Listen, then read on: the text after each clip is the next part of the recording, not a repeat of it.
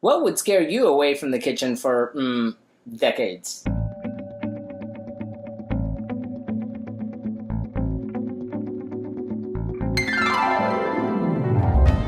And welcome back to Cliffieland. We're taking this week off from the global cooking adventure here, but about a year and a half ago when we started this whole thing again, I sort of promised a story that I never actually delivered. And that is kind of how this whole thing actually started. Picture it, it's the early 80s. Video dating is all the rage. And this guy is young, really stupid, and never learned the first thing about cooking. So I wake up in the hospital one day and I wonder, how did I get here? The doctor's looking at me and he's telling me I have a terrible case of food poisoning and I've actually been there for about a week. I, of course, have no memory of this. He's asking what I possibly could have done that it would have made me so sick.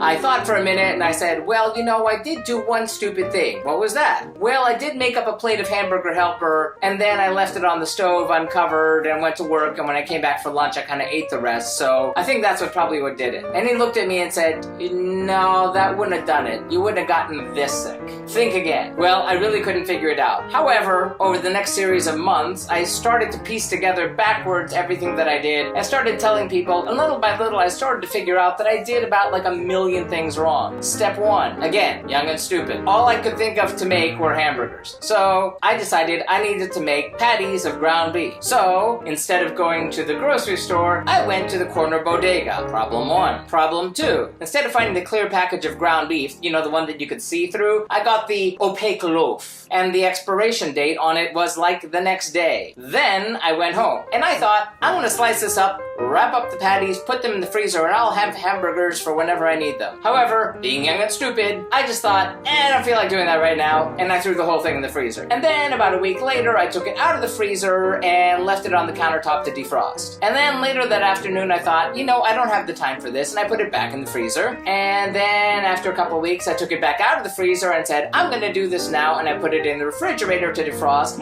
And then the next day I said, you know what, I'm not gonna really get to that, so I put it back in the freezer again. And then eventually I took it out and let it defrost, and I thought maybe it's probably not a good thing to do. So I let it defrost and I looked at it, but I said, well, funny, it smells okay. You see, I had had a problem before where I had done something else stupid and it smelled bad and I knew then not to eat it. But since it smelled right, I made the plate of hamburger helper and then I left it on the stove, and then I came back at lunch and ate the rest, and basically I ate a loaf of bacteria. Which of course I didn't notice for a while. I mean, I did go to work and nothing of that day seemed particularly remarkable. Here's where the early 80s come in. You see, at that point, video dating was kind of a thing. Google the love connection.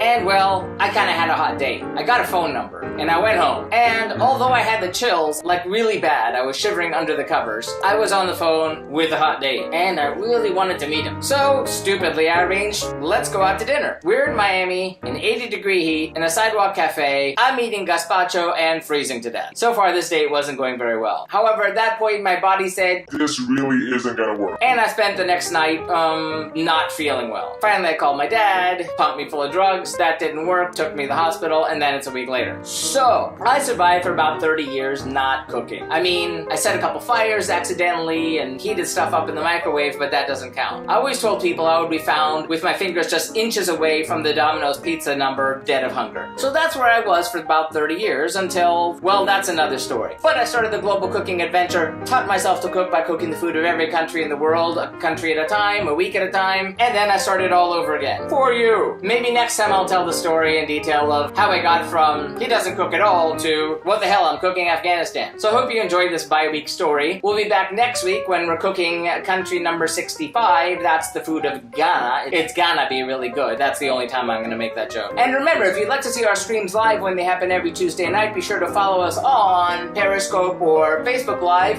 Like and subscribe if you'd like to be advised when these videos are posted. If you have any thoughtful feelings or helpful suggestions about the food I'm cooking, please feel free to sound off in the comments. Remember, links to the original recipes can be found in the About section, and if you like what you see, share it. It would be nice. Till next time, thanks for watching and happy eating!